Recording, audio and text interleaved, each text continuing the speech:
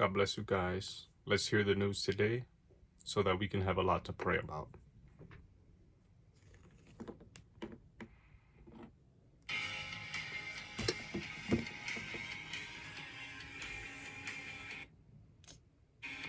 The very latest of Operation Epic Fury and Operation Roaring Lion as it continues. And really, we want to get a perspective of what it's like right now in Israel. Ever since 2023, there has been a lot of activity, unfortunately, in Israel. And now Israel, along with the United States, taking on Iran, and Israel taking some of the brunt here of Iran trying to strike back. So we want to get some insight of what it's like in Tel Aviv and the surrounding areas right now. So I want to bring in our next guest to help break it all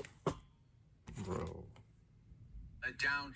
I want to bring in Shauna Fold, anchor and CEO of the Israel Daily News. Great to have you on, Shauna, once again. And, you know, we had you on earlier in 2023 when Hamas was attacking Israel. And now it's just a whole nother ball game here with the United States and Israel going at it with Iran.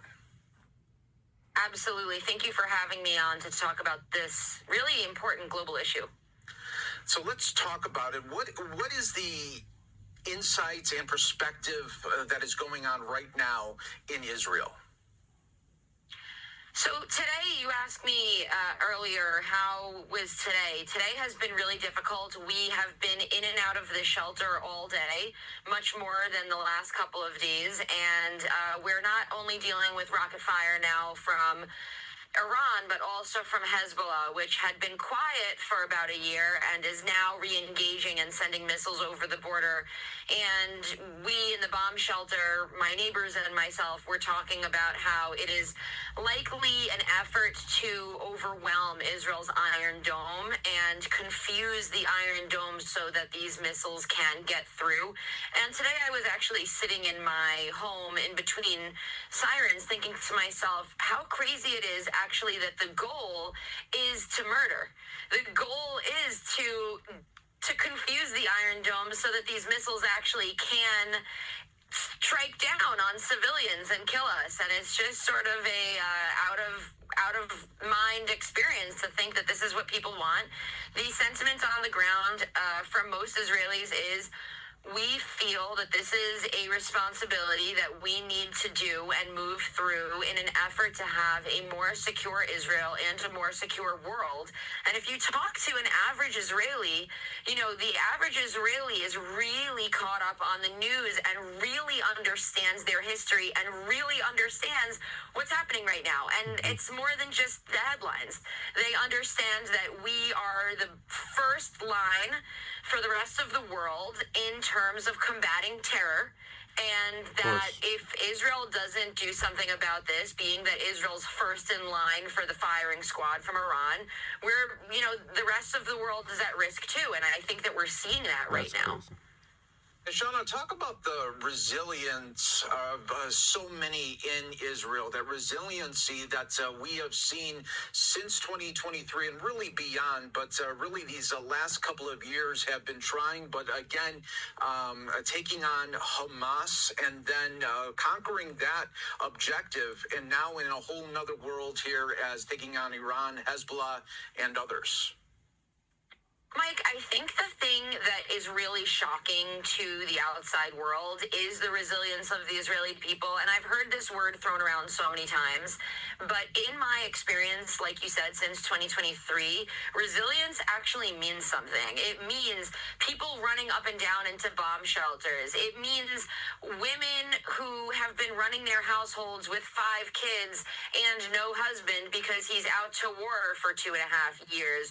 Or it means a a newlywed mother who's just lost her new husband because he died in war. And that's what Israelis have been dealing with since 2023.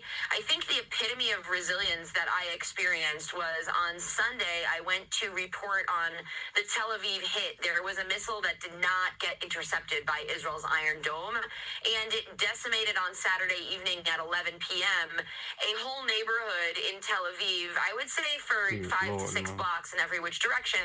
And I personally interviewed a landlord of the top floor apartment who is a French woman. She moved to Israel at the age of 17, joined the IDF, and she has 5 children and a husband.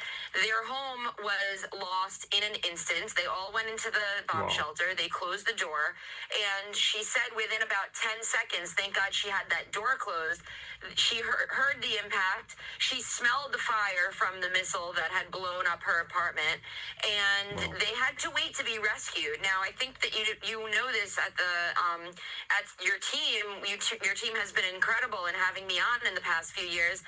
About 6 months ago, this exact story happened to me.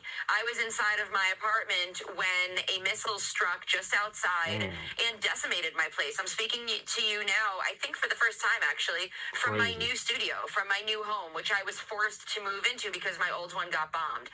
And what she said in the interview that I took with her was, I know it's a risk to Israel. I know raising my children here is risky, and I do it anyway because I believe in Israel. I believe that the Jewish people have a right to have a homeland, and I'm fighting for it, and we'll continue on. I don't know if you interviewed many people from many different cultures around the world who... Come on, bro. to purchase, which is what she told me off That's not.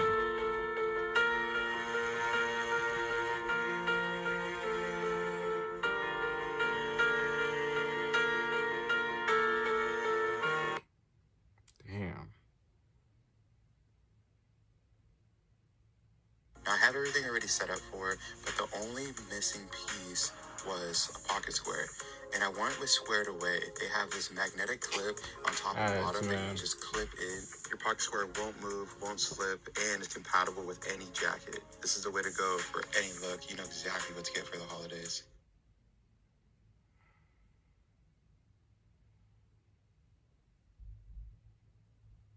She's clearing out her stuff.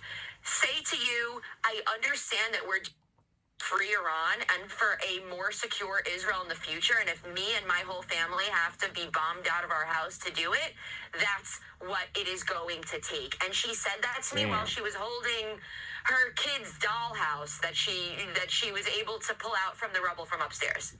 Geez, remarkable. Yeah, so many people would not even have tried to even want to be talking. They would be shocked. They would be, in tears. But talk about in that instant, that woman is able to rebound in real time and still conduct an interview. She That's held crazy, it together bro. when I stopped rolling. She cried, and I cried with her, People are and I still gave her a hug interviewing. That's because crazy.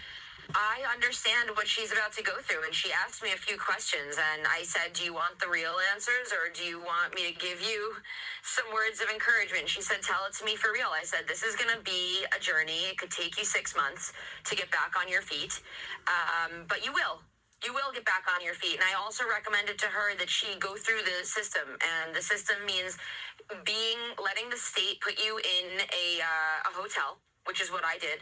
And they put me up in a hotel. I was there for 2 months, and they send social service workers from the city to be in the lobby. And when you let the system guide you as much as possible, that's where you can really get the most help. And that's what I'm telling people to do is actually don't go into family and friends' homes. You try to get that help from the state, because you get registered into the system, and then you get some of the services that are available to you by going downstairs. And also, you could imagine that it can be, after your house got blown up while you're inside of it, being in a place that feels like you have support, like the hotel staff, or having a place that you can get into a kitchen and have some meals, is a really big deal when you've lost everything and you have so much to deal with. So yeah, the resilience here, And by the way, people were celebrating the holiday of Purim, which just in short, Mike, is a holiday where a Jewish queen in the story, it's a story. The story is that the Jewish queen found a way to convince the king of ancient Persia not to kill all of the Jews. And she did so successfully, and we celebrate 2,500 years later this success.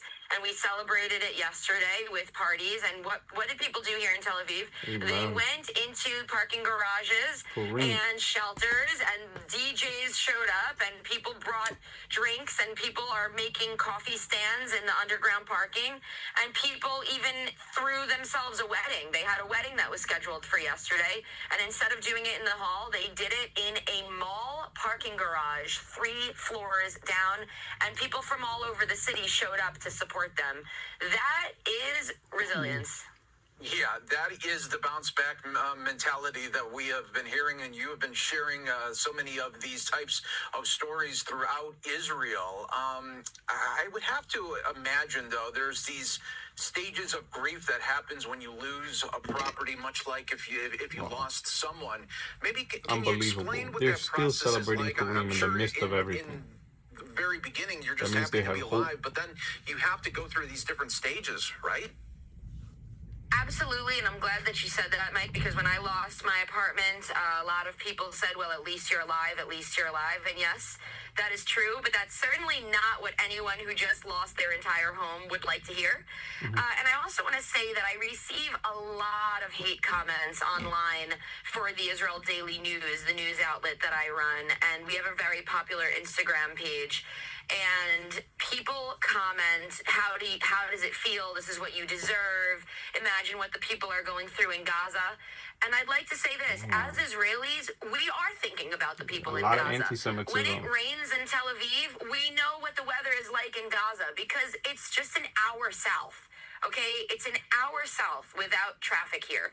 And I'd like to say to all those people who are saying, how does it feel? Well, this is what you deserve. Nobody deserves war. No one wins in war. The people that might win from this war are my kids. I don't have kids right now, but the future generation hopefully will not be dealing with an Iranian regime that is funding and training terror proxies on Israel's borders in Syria, in Lebanon, in Gaza, in the West Bank or Judea and Samaria, depending on what you call it, and around the world, training these terror proxies to gang up on Israel and try to eradicate Israel. And I think a lot of people don't really see the larger geopolitical picture, which is that Iran is pumping funds and doing training sessions with its proxies surrounding Israel. So the idea is that by knocking out Iran, by knocking out Hamas, by knocking out Hezbollah, which has been a very long time that Israel has been working on this since October 7th, 2023, and of course previous to that during with intelligence work.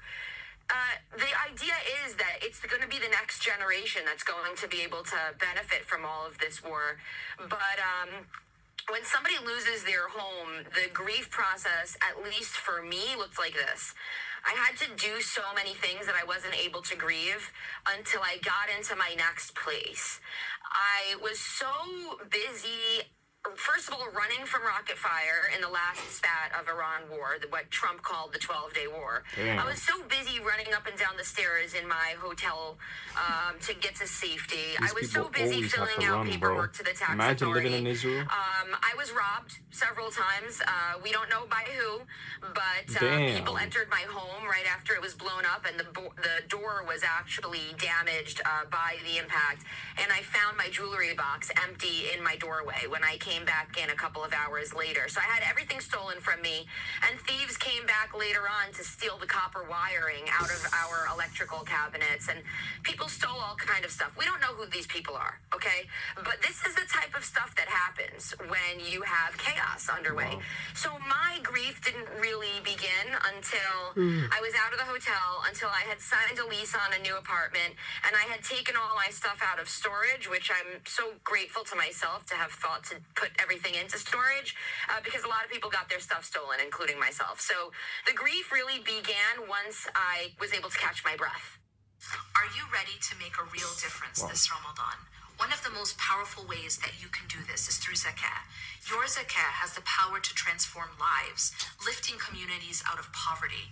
It's one of the fundamental pillars of Islam and can help provide food, clean water, healthcare, education, income generation, and more to those who need it most. This Ramadan, let's come together with... That's enough of this. Yeah, truly. So many people just can't even imagine. But to see just how you and so many others are able to bounce back. Lastly, Shauna, I want to get your take. The U.S. and Israel doing such a great job of snapping the snake's head off in Iran, but how worried are you that if they don't continue to complete the job, that there might be a new snake there or a couple of other new snakes that come from a vacuum? So I really think that's an excellent question, and it's something that people have said about Hamas. They've said, well, Hamas is an ideology. How do you get rid of an ideology? Well, how did you get rid of any regime in the past that needed to be taken out in order to proceed through world peace? You have to cut down the leadership, you have to get rid of the leadership, and you do have to move with force. And this is not something I subscribed to before I lived in the region, and it's really important for me to impart on your viewers and listeners, Mike, that you cannot take a Western and American mentality and put it on Eastern people. That is one thing that has frustrated me as an American that has had to adjust my mindset. I believe in liberty and justice for all. I was born and raised in the United States and made Aliyah. I claimed my Israeli citizenship and returned to the land of my ancestors. And what I have understood is that the power in this region is taken through force. It is not through handshakes. It is not through smiles. It is not through negotiations. The negotiating tactic that is understood in this region is power, force, and money. I'm sorry to say it, but that is what it is. It is a man's world. I say it all the time. I think we need female leadership. I think women would have different approaches, but we've been living in this testosterone-heavy, war-heavy landscape for millennia. We don't even know what a different world looks like. This is what we know. And so my thought is, Thomas Friedman, New York Times reporter, who's very tough on Israel, put out an opinion piece this week that I read that had a lot of accuracies. I felt that he had things a little off about the Israel angle, but he said that what he thinks is more likely to happen is an Islamic Republic 2.0, meaning the C-level, let's call them the C-suite leaders that have been eradicated already. By the way, day one, okay, Israel and the U.S. took out that C-suite of IRGC leaders on day one, okay? So those people were removed. What we're going to be left with is going to be hopefully a more moderate version. Hopefully people that have been tier 3, tier 4 on the list. And I also have wondered, what is the Iranian people going to do to lean on? I think people don't understand that during war, you still have to work, you still have to pay those electricity bills, you still have to have running water, and there needs to be humans to run that infrastructure. I think people sometimes regime change, okay, so overnight we're going to have it. We're not going to have regime change overnight. So what I think is likely to happen is that the big bad leaders have already been taken out. And if the tier 3 and tier 4 leaders in Iran are smart, they will create a leadership team that can better support the people of Iran, who notoriously were the most progressive in the region. They notoriously were the women that were the most advanced, that believed in and subscribed to the most Western ideology. And that's what people in Iran who are oppressed are seeking. So what do I think about the fact that the U.S. and Israel has decapitated its C-suite leaders, as I call them? I think that we may see a new reality in the Middle East. But I think that it will have to become through a gradient as opposed to something that's black and white overnight. All right. That's everything. As you can see, there's a lot of anti-Semitism towards Israel. Hezbollah just got done launching rockets towards Israel. Now they're talking about other people coming in. Some people say South Korea, others say China, another terrorist group fighting against Israel. Unbelievable what's happening in Israel. Houses being blown up, people always having to run away. I mean, we definitely need to pray for the nation of Israel, that there would be peace. The Bible says pray so that peace can abide in Israel. And that's what we have to do. God bless.